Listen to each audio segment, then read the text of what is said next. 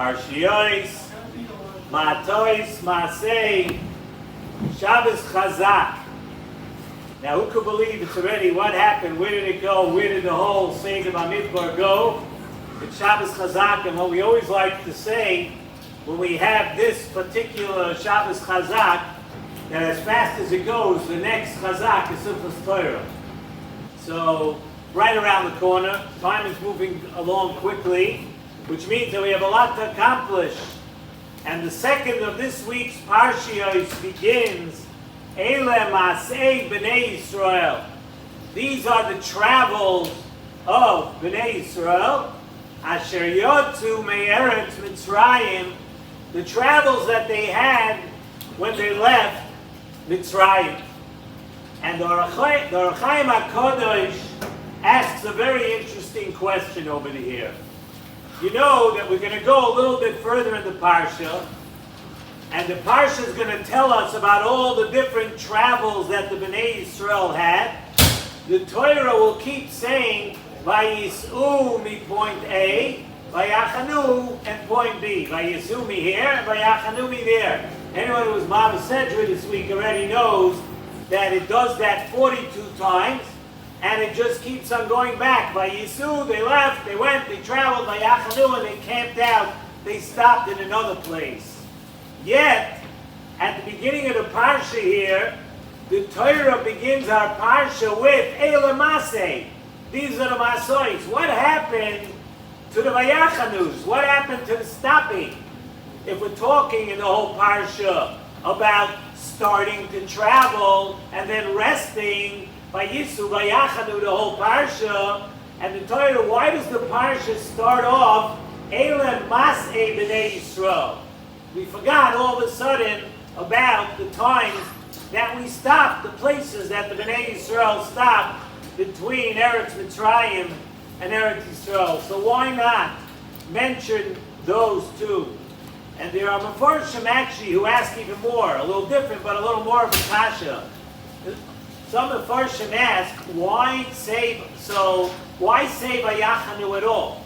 When you speak to somebody, right, and you tell them that you were going on a trip and you made different travels, you say, I went from here to there, and then I went from there to the other place, then I went from the other place. Why do we have to get into the Vayachanus at all, that they stopped? Just say, Vayisu, they went from point A to point B, from B to C, and from C to D.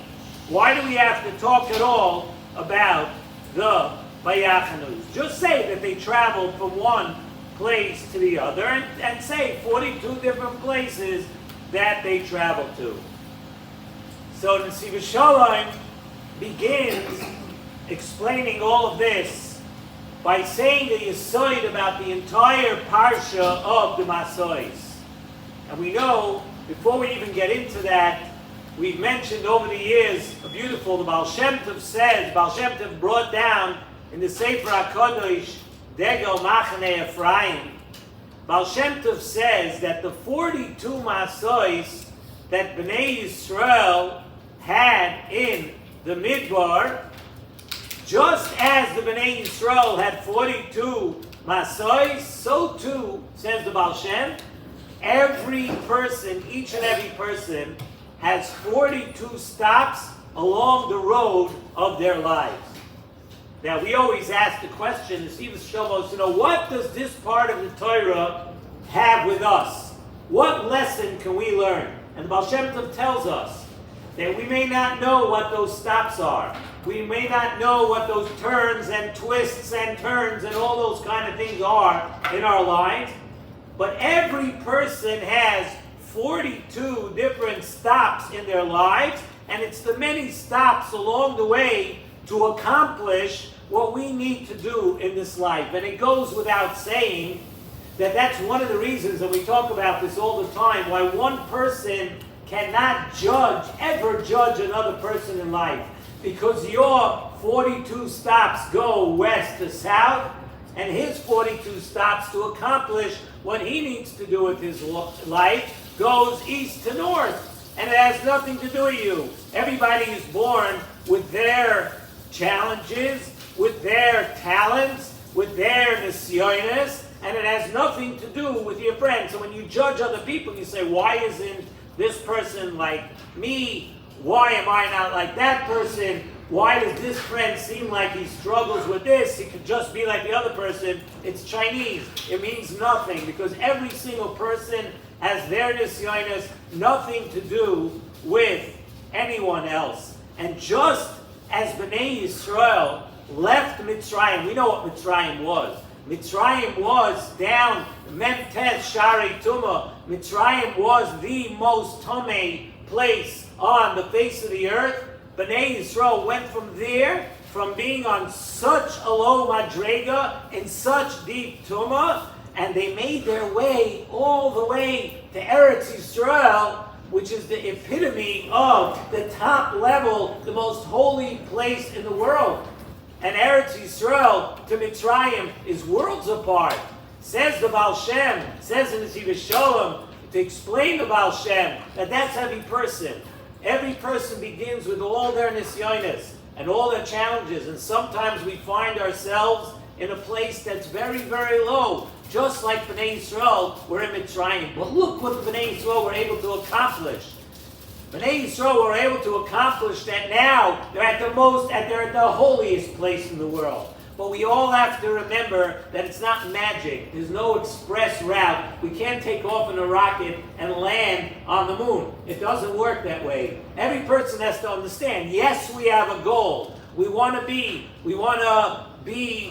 a person that has perfect midas. We want to be at the end of the Chayvus Halavavos. We don't realize you have to open the front cover first and start learning the pages. Everything is a work in progress, is a step by step along the way. And every person has that journey in their life where they need to accomplish their tafkid in this world, and that's the 42 masois from our parsha. So the Torah says in the Nesivos Shalom, beautiful. The Torah says by every stop, Vayis'u and Vayachanu, to teach us that lesson, that at every stop in our lives, there's two midos. We have to know there's two things at every stop, every place we end up. A lot of times we want to know, why did I end up in this place, in this yeshiva, in this neighborhood, in this shul? I wish if I only lived in that other place and I only went to that yeshiva, I would have really been, right? People think that all the time. And it says in the Nesivos Shalom that every person has to know at their stops in life, there's a Vayisu and Vayachanu at every stop. There's Sur Meirah and there's Va'asei Toiv. First you turn away. That's the first thing you have to look. First thing, get yourself out of the mud.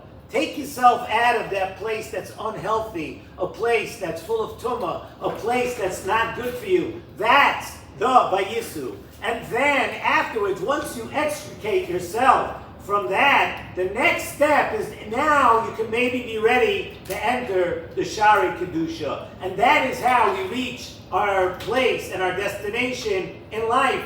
There's a Vayisu, we pull ourselves out, and in Vayachanu, once we pull ourselves out, we take a little step, we go to our next stop, and then we are ready to grow. Every battle and every growth step in our lives consists of both stages. There's a Vayisu and there's a Vayachanu. And that's the answer to that question that we asked. Why do we have to say both? Say we went from here to there, from here to there, we just kept on going. But it doesn't work that way. You pick yourself up, you go, and then you have to stop.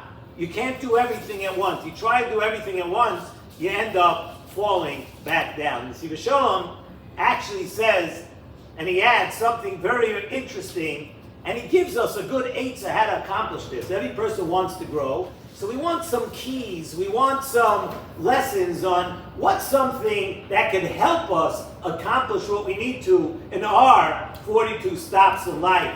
And the Nesivos Shalom tells us that you have to know that Sur Meirah, turning away from negative things in your life, that could be worked on and accomplished at any time, at any day of the week. That's the Sur Meirah in the weekdays, the regular things that you have to do. But to reach the Kedusha and Tahara through Asei Toiv, every person has to take advantage of every Shabbos.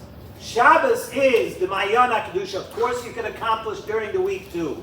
But Shabbos Kodesh is Mesugel. Shabbos Kodesh is set up that exponentially so, whatever we do on Shabbos, whatever we learn on Shabbos, the way we behave on Shabbos, the acts that we do on Shabbos have the potential to take us leaps and bounds, to take us to much bigger steps and to reach out for the Mayan HaKedusha. And so too it is with every one of our stops where we are misaking our midos.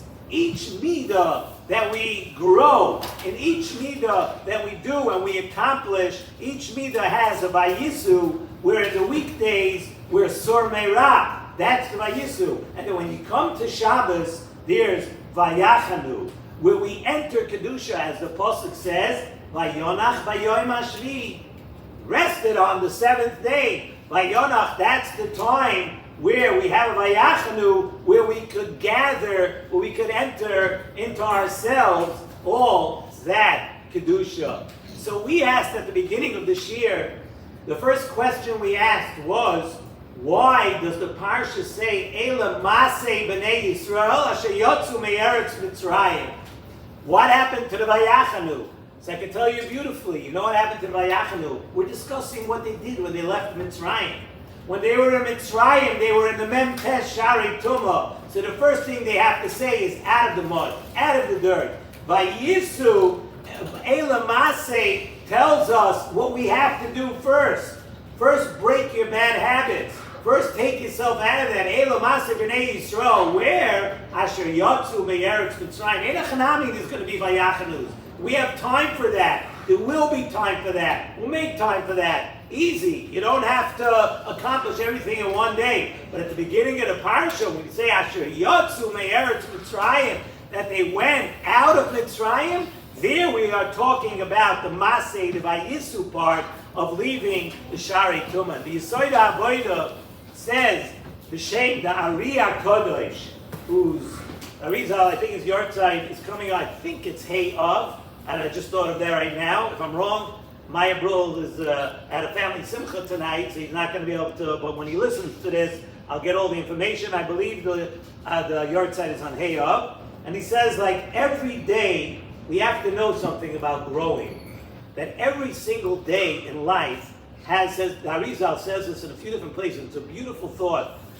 Every day has its tafkid and its opportunity for us to be misaking what we need to on that day. And you should know that opportunity never comes back. You could accomplish a ton tomorrow. You could accomplish a ton the next day. But what you could have accomplished today, tomorrow is too late. And every day, along the 42 stops in our lives, every day, says the Ari, that every day has its unique opportunity that will never come back. You're traveling, your turn between stops that you have to do, that you had to do today, never comes back. And thereby the Mishnah in Pirkei Avos, if you don't do it now, when are you going to do it? Today, what was today, it's now Erev Shabbos. Thursday is not coming back anymore. It's not going to be around. We have to accomplish every day. So each Shabbos, even more so, has an opportunity. It certainly has special opportunities for us to use every stop and every chance. And this is something we have to remember, that every person is different. Every single person is different, and every person has to know how to pace themselves, not to look at other people, not to get down because somebody you think is accomplishing more than you. He has his 42 stops and he has his challenges. You may not see them. He or she is growing at their own pace. But you have to know your 42 stops, take advantage of the opportunities you get. Every day is a huge opportunity, and we tell everybody, especially this week, if you think about it and you want to accomplish, you'll be able to. And we wish everybody chazak chazak v'nis chazek.